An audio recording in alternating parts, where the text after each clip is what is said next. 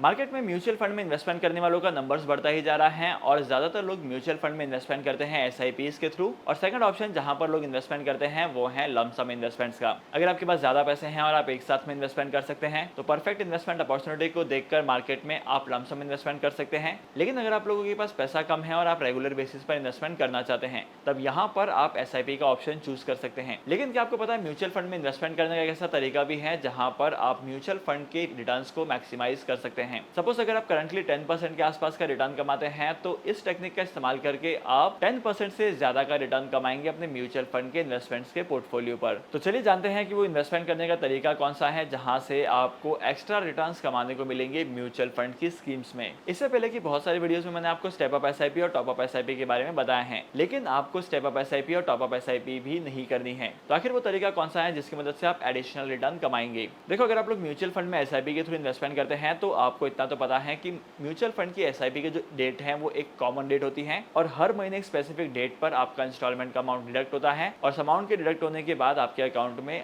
आपके जो mutual fund के यूनिट होते हैं वो क्रेडिट होते हैं। लेकिन म्यूचुअल फंड की डेट तो एक स्पेसिफिक ही होती है, वहां पर म्यूचुअल फंड की इन्वेस्टमेंट होती है। म्यूचुअल फंड में एसआईपी के थ्रू इन्वेस्टमेंट करने पर एक पर्टिकुलर डेट पर ही आपकी इन्वेस्टमेंट होती है। लेकिन सपोज मार्केट में कोई ऐसा दिन आता है जब मार्केट की परफॉर्मेंस काफी ज्यादा नेगेटिव होती है और आपने जिस म्यूचुअल फंड में इन्वेस्टमेंट किया है उस म्यूचुअल फंड के यूनिट की वैल्यूज गिरने लगती है, तो यहाँ पर आपको क्या करना है पता है? यहाँ पर आप एडिशनल लंप सम इन्वेस्टमेंट कर सकते हैं। आपने जिस म्यूचुअल फंड की स्कीम में एसआईपी के थ्रू इन्वेस्टमेंट किया है आपको उसी म्यूचुअल फंड की स्कीम में लंप सम इन्वेस्टमेंट करना है। अब शायद आपके दिमाग में सवाल ये आ रहा होगा कि लंप सम इन्वेस्टमेंट करने का मतलब होता है कि आपको 50,000, 80,000 या 20,000 के आसपास के अमाउंट का इन्वेस्टमेंट करना पड़ेगा। देखो, ऐसा बिल्कुल भी नहीं है कि अगर आपको लंप सम इन्वेस्टमेंट करना है तो इतना बड़ा अमाउंट ही होना चाहिए। बहुत सारे म्यूचुअल फंड ऐसे हैं जहां पर आप 1,000 रुपीज से लंप सम इन्वेस्टमेंट कर सकते हैं। बहुत सारे म्यूचुअल फंड ऐसे हैं जहां पर आप 500 रुपीज से भी लंप सम इन्वेस्टमेंट कर सकते हैं। तो आपको आपके म्यूचुअल फंड के स्कीम की लंप सम इन्वेस्टमेंट करने के मिनिमम अमाउंट को चेक करना है और आपको उस मिनिमम अमाउंट का इन्वेस्टमेंट करना है उस सेम म्यूचुअल फंड की स्कीम में।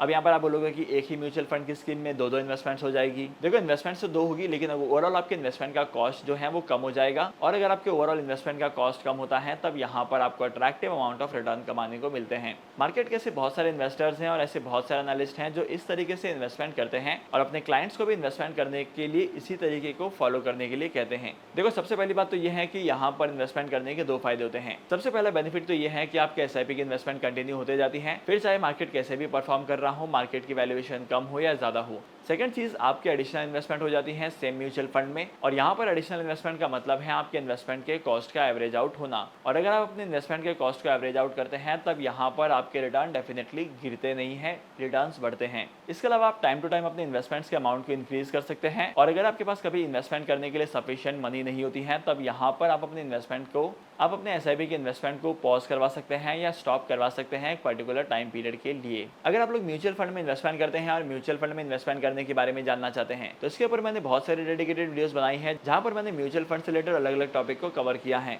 प्लेलिस्ट की लिंक आपको चैनल पर मिल जाएगी, वहां पर जाकर आप म्यूचुअल फंड सीरीज को ऑब्जर्व कर सकते हैं और बहुत सारी चीजें सीख सकते हैं। अगर आप लोग म्यूचुअल फंड में इन्वेस्टमेंट करना चाहते हैं तो डीमैट अकाउंट के थ्रू भी ऐसा किया जा सकता है और अगर आपके पास एक डीमैट अकाउंट नहीं है तो डीमैट अकाउंट ओपन करने के लिए टॉप 3 ब्रोकर्स के लिंक डिस्क्रिप्शन में दी है, वहां पर जाकर आप डीमैट अकाउंट ओपन कर सकते हैं और स्टॉक मार्केट में इन्वेस्टमेंट करना स्टार्ट कर सकते हैं। आई होप कि आज की इस वीडियो का कंटेंट आपको वैल्यूएबल लगा होगा। अगर आपको आज की इस वीडियो का कंटेंट वैल्यूएबल लगा है तो इस वीडियो को लाइक करना, शेयर करना। इसी के साथ साथ मैं आपको मिलूंगा अगली वीडियो में नए टॉपिक के साथ, एक इंटरेस्टिंग टॉपिक के साथ। तब तक के लिए signing off, happy investing and good bye.